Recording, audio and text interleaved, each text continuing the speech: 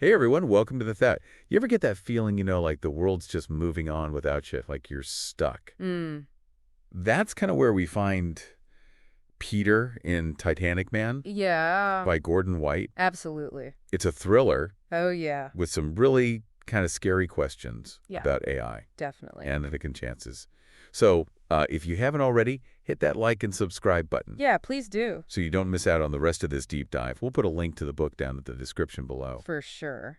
So what really grabs you right away is that White just throws Peter into this downward spiral. Yeah, right. He loses his job Yeah. at Jensen Media. High-paying marketing job. Yeah. And not to some, hotshot rival, Right. but to the AI Which is crazy, that right? he helped create. Exactly, the very AI he helped create. His marriage is falling apart. He's Yeah. back in his childhood home. Oh, yeah. And then, to top it all off, his first love, Mia Brenner, has just died. I mean, come on, the universe is really piling on at this point. Right. Like, you're almost waiting for him to walk under a ladder and then a black cat to just, Exactly. walk right in front of him. Exactly. It's like, come on, what else can go wrong? Right. But you know what? It's that vulnerability that makes Peter such a great character. Yeah, I think so too. He's not like this, superhero Right. who's going to suddenly come in and save the world. He's an everyman. He's just a regular guy Totally. who's Right. trying to figure things out Right. when it feels like his whole world is falling apart. And that's where that idea of a second chance, that really comes into play. Yeah. Right? He's forced to look back on his life, Right. on the choices he made, and ultimately he has to figure out what kind of future he wants to build. Yeah. And speaking of second chances, he ends up meeting this group of teenagers Mm-hmm. on the beach. On the beach in Hull, Massachusetts. Yep. And one of them is Jason. He's a young mechanic. Yeah, with these big dreams. Big dreams, yeah. It feels almost like Faded, right. sated. Like, why is he there at that moment? It's fascinating how White contrasts these two characters. Yeah. Right? You've got Jason, who is full of ambition. He's eager to learn. Yeah. And he wants desperately to get out of his small town. Escape that life. Escape that life, yeah. And he represents this kind of innocence and hope that Peter has lost. Along the way? Along the way, yeah. And their interactions, they're more than just, casual encounters. Right. It makes them both reevaluate their lives and think about the choices that they've made. Yeah. And then the plot thickens, right? It always does. Jason stumbles upon Peter's secret research. Yeah, into this thing called Titanic Man. Yeah, it's an AI project led by this Silicon Valley CEO. Mark Cherney? Mark Cherney. A guy with a God complex. a bit of a god complex. Sure. And a penchant for the dramatic. We're talking about a virus that can wreak havoc on global systems. And a launch code that sounds like something straight out of like a James Bond film. Yeah, totally. It's pretty wild. It is, and this is where White really masterfully blends that personal drama Yeah. with this kind of chilling global conspiracy. Titanic Man isn't just some tech jargon. It's a symbol of Cherney's vision for the future. His messed up vision, yeah. Yeah, his messed up vision for the future. He thinks that AI is a threat. To humanity. To humanity. And he thinks the only way to save us is to reset everything. And guess who's going to orchestrate it all? Him. Him, yeah. So let's unpack Mark Cherney for a second. This isn't just some power-hungry CEO looking to make a quick buck, right? He thinks that he's saving the world. Yeah, he really does. Even if it means stepping on a few people a few nets along the way. to get there. Right, he's the embodiment of that idea. The road to hell is paved with good intentions. Yeah. Right, he's a product of Silicon Valley. Yeah, that whole move fast and break things. Exactly. And it's taken to the extreme. He's so worried about the threat of AI that he doesn't even think about the ethics of it. Yeah. And it raises a big question for us, for everyone listening. If you thought you had the answer to save the world, how far would you go? Would you be willing to sacrifice people's freedom for safety?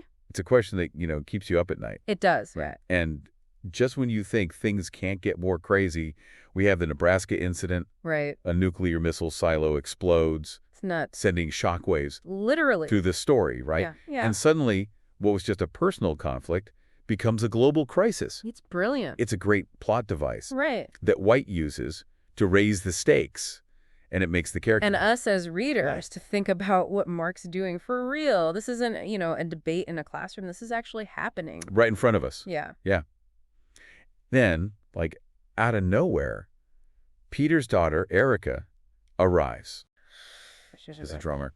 Goes by Hit Girl. Stage name, Hit Yeah. And Girl. she brings a whole other layer of family drama. Oh, for sure. Eric is more than just a side story. Yeah. It's White's way of looking at family and the impact of Peter's choices. Yeah. You know, she grew up without her dad. He's mad at him for the past. But as she gets pulled into this whole Titanic Man thing, Yeah. she has to confront her feelings for her dad Right. and grapple with the idea that maybe he's more than just the messed up, absent parent she thought he was. Yeah. That's where we're going to leave you hanging for now. Part 1 ends with this clash of personal struggles, Yeah. global threats, Uh-huh. and family secrets. Oh, yeah. But the real journey, that's just getting started. That's just the beginning. It is. What we've seen so far, it's just the tip of the iceberg. The question is, can Peter, Jason, and Erica figure out how to stop Mark Journey and keep his Titanic Man from sinking the world? We'll find out next time. So when we left off, Jason and Erica are trying to decide what to do with the master kill switch. Yeah, and the launch code, which Art Wayland had given them. Right. Not exactly a normal problem for teenagers to deal with. I mean, how do you even begin to understand the weight of that? They're holding the fate of the world in their hand. And remember, they're also dealing with the shock of that explosion in Nebraska. Yeah. It's like the world's falling apart. Yeah. And these two are right in the middle of it. But White, he doesn't just throw him in the deep end. He introduces this character, Frank Perez, Right. who Art has set up for them to meet at the Berkeley Marina. So Frank's like a guardian angel. Yeah, kind of. He's part of Art's network of investors and tech people, right? Seems like Art was well connected. Oh, he was definitely a puppet master, you know. But Frank, he's a bit of hope. Okay. In this dark story, he offers Jason and Erica a safe way to get to Mountain View. Silicon Valley. Yeah, the heart of it. Home of Turnpoint. Art thought that if they could get a launch code to Mark Turney, they could stop him. Stop him from activating the master kill switch? Yeah. Wait, hold on. Wouldn't that give Mark exactly what he wants? That's the big question, isn't it? The power to control everything? I'm not sure I get what Art was thinking. A huge risk, definitely. Art's hoping that Mark will use that launch code responsibly, as a deterrent, not as a weapon. But can you really trust a guy who blew up a nuclear silo? Yeah, that's the tough part, especially for Jason. Right. I mean, he just lost his parents, his whole world's been turned upside down, and now he's supposed to trust this guy who's responsible for all this. Yeah, it's a lot. It's a lot to ask. Yeah, Jason's cautious. Rightfully so. But Erica, she's ready to do this. She's mad at her dad for what he did, but she also wants to honor him by stopping Mark. Yeah, so Frank takes him to Silicon Valley in his fancy SUV, and we get a glimpse of the world of tech and these billion-dollar companies. But then things take a turn, don't they? They did, at a diner, they meet this amazing character, Marjorie. Oh, yeah. This trucker with a heart of gold. I love her. Tough, independent. She brings some humor to the story, Yeah. which is really needed. Absolutely. At some point. Yeah. It's like even with everything going on, there are still good people out there. Right. People willing to help. Yeah, it's a reminder that kindness can be found anywhere. Yeah. So she offers to give them a ride to get them closer to where they need to be. But then things go south again. Right. The carjacking scene outside Cheyenne, Wyoming, that is intense. It's like danger is always right there.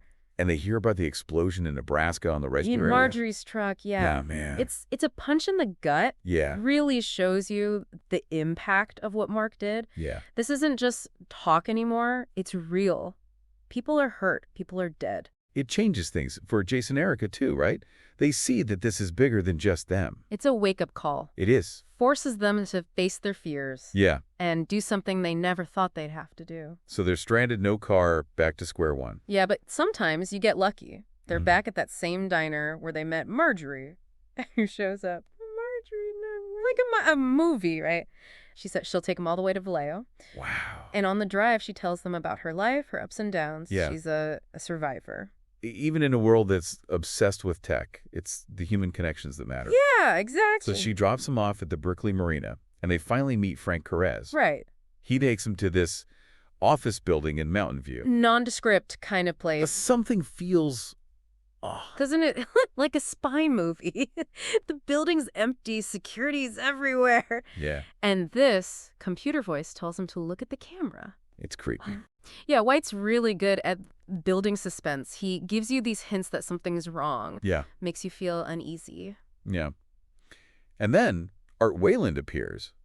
But he's not what they expected. Not at all. He's young, casual, almost awkward. It's weird, right? All this secrecy. Why not meet at Churn Point? It's like he's hiding something, Yeah. keeping them in the Yeah. dark. He says things have gotten complicated, that Mark's gone rogue. He also says that he had been talking to Peter Yeah. and had given him the master kill switch Right, and the launch code. and the launch code. But there are holes in his story. Yeah. Why involve Peter in all this? And what is Mark going to do with the master kill switch? Right. It doesn't add up. No. And then, right as Art's about to explain, Jason sees something on the security cameras. Yeah. Men in black suits heading towards Erica. Oh, no. It's like a movie. It is. It all falls apart. Yeah. Art freaks out. He knows they've been betrayed, tells him to run, but it's too late. It's total chaos. Jason gets away, but Erica, they take her To Turn Point. to Turn Point. Art, he was playing them all along, led them into a trap. It's a huge blow, especially for Jason. He trusted Art, Yeah. and now he has to save Erica from this madman. So part 2 ends there with a cliffhanger. Yeah. Can Jason do it? Can he save the world? So we left Jason in a pretty bad spot. Yeah. Eric has been taken, Art's a traitor, and Mark Cherney's about to get what he wants. Control. Total control. The tension is really high here. Jason, this regular guy, he's all that stands between us. And, Well, technological apocalypse. yeah, orchestrated by this Silicon Valley, I don't know. Megalomania. Yeah, it's like a classic underdog story, It is. but with the highest stakes imaginable. The fate of the world. Yeah, and what makes it even more intense is that Jason is in way over his head, Right. He's stuck in this high-tech building. surrounded by enemies. No clear plan. Yeah, but Jason's a problem solver. He is. Right, he's used to fixing things. Figuring things out. Yeah, and that's what saves him in this crazy situation. He uses his knowledge of mechanics to move around the building. To figure out the infrastructure. Yeah, and he realizes that the safest place is actually out in the open. He blends in with the maintenance crew. Smart. He even takes apart a bicycle. Really? Yeah, to make a weapon. Wow. That shows you how resourceful he is. Totally. And he's listening to people talk, picking up clues about Mark's plan and where Erica is. He's like a detective Yeah. in a race against time. Yeah, trying to solve this deadly puzzle. Exactly. Meanwhile, Mark's in the server room, thinking he's about to save the world. It's kind of scary I bet. because you see how much he believes in this messed up plan of his. His vision of a good AI dictatorship. Right? It's Scary, but also fascinating. Yeah. It really makes you think about power. And what people will give up for safety. Yeah. And then just when it seems like there's no hope left, Jason paid Erica. But she's been hurt badly. Her spirit's broken. It's tough to read. It is. It shows you the real cost of what Mark's doing. And then, out of nowhere, the FBI shows up. What? How did they know? The chaos at Churn Point, it got their attention. Why, like a last-minute rescue. Yeah. But even with the FBI there, it's not over. Mark's trapped, desperate, and still thinks he's the good guy. Delusional. Totally. So he does this crazy thing. He tells the FBI what the master kill switch really is. Which is? A virus that will shut down the internet in the entire U.S. Wow. Cut us off from the world. That's drastic. It is. But Mark thinks it's the only way to stop AI from taking over. He's willing to isolate the country to protect us from what he sees as a bigger threat. And then he does something totally unexpected. He gives Jason the code to disarm the master kill switch. Really? Why would he do that? It's confusing, right? Is he trying to make things right? Or is it another trick? We don't know. It's ambiguous. Yeah. Jason and Erica are taken by the FBI, but they get to see Peter again. He survived the shooting. It's a small bit of good news in all of this. Yeah, it is. The book ends with Jason standing on the beach.